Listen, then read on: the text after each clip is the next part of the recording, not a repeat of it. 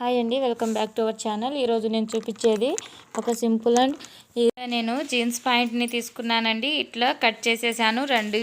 నేను ఇలా కట్ చేసుకున్న తర్వాత ఇప్పుడు ఇది ఉంది కదా, దీంట్లో నుంచి ఇలా ఈ సైడ్స్ ఉన్నాయి కదా, వన్ సైడ్ని అయితే తీసేసుకొని ఓపెన్ అయితే దీన్ని చేసేసి ఇట్లా బ్యాక్ సైడ్ నుంచి మనం అన్ని స్టిచ్చెస్ అనేవి పెట్టుకోవాలి. ఇలా రెండు వైపులు ఉంది కదా, దీంట్లోంచి ఒకదాన్ని అయితేనే కట్ చేసేయాలండి. ఇక్కడైతే నేను చూపిస్తున్న విధంగా మనమైతే సెట్ చేసుకోవాలండి. ఎలాగంటారంటే ఇదిగోండి, ఫస్ట్ అయితే నేను ఒకటి తీసేసానండి. ఇలాంటిది రెండు వైపులా అయితే ఇదిగోండి ఇలా స్టిచ్చెస్ అయితే వేసాను. కనిపిస్తుందో మీకు? ఇటు రెండు వైపులా అయితే నేను స్టిచ్చెస్ అయితే వేసాను. అయితే స్టిచ్చెస్ని ఇదిగోండి ఈ విధంగానే వేసుకోండి, ఎందుకంటే మనకి ఇది ఒక వెజిటబుల్ బ్యాగ్ లాగాను, అలాగే ఒక హ్యాండ్ బ్యాగ్ ఎలాగైనా యూజ్ చేయొచ్చు. 2 in 1 లాగా ఇలా అయితే స్టిచ్చెస్ వేసుకుంటే మనకి ఏదైనా చిన్న చిన్న వస్తువులు వేసినా కూడా ఈ గ్యాప్స్ అందులో నుంచి పడదు. అందుకనేసి ఇలా స్టిచ్చెస్ వేసుకోవాలి. ఇలాంటిది ఒకటి మనం తీసేసాం కదా, ఇది 1 లెగ్ పార్టే అండి.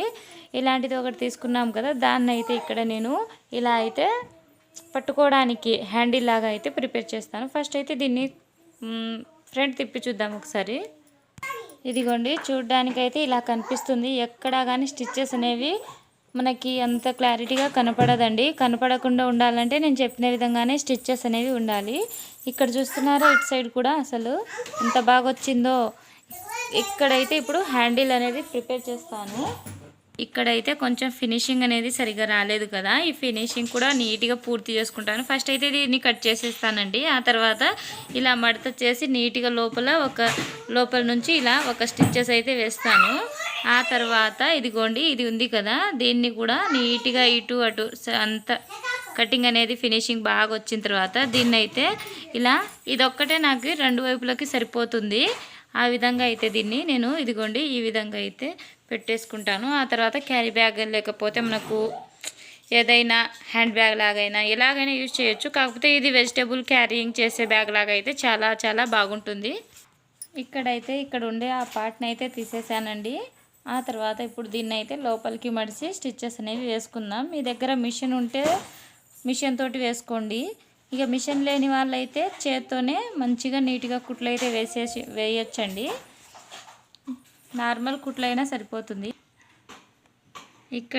ఇక్కడ సూది కనిపిస్తుందండి మీకు? ఇదిగోండి, ఈ విధంగా అయితే మనము ఈ కుట్టు అనేది పెట్టాలి. ఎందుకంటే నేను అప్పుడు చూపించిన కుట్ల విధంగా పెడితే కనుక అస్సలు బాగోదు.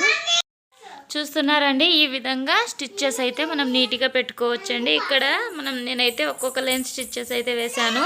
కాకపోతే కొంచెం గట్టి దారంతో అయితే స్టిచ్చెస్ వేయాలి. ఆ తర్వాత ఇక్కడ నేను కొంచెం గట్టి దారంతో కొంచెం గట్టిగానే స్టిచ్చెస్ అయితే పెట్టుకోవాలండి. ఎందుకంటే మనం ఏదైనా హెవీగా తీసుకెళ్తున్నప్పుడు ఈ లగేజ్లో కొంచెము గ్రిప్ అనేది గట్టిగా ఉంటేనే మనం ఈ కుట్టిన బ్యాగ్కి కొంచెమన్నా వాల్యుబుల్ ఇచ్చినట్టు.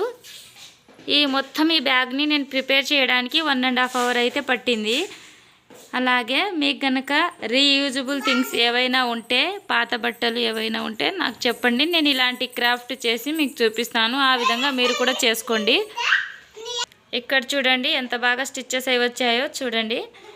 మనం గట్టిగా స్టిచ్చెస్ పెట్టుకుంటే చాలా బాగానే వస్తుంది. చూస్తున్నారా? ఇదిగోండి, ఈ విధంగా మనం అయితే దీన్ని క్యారబుల్ అయితే చేసుకోవచ్చు.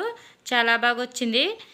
అలాగే ఒక చిన్న రిక్వెస్ట్ అండి, ఇంతవరకు లైక్ చేయకపోతే లైక్ చేయండి వీడియోని.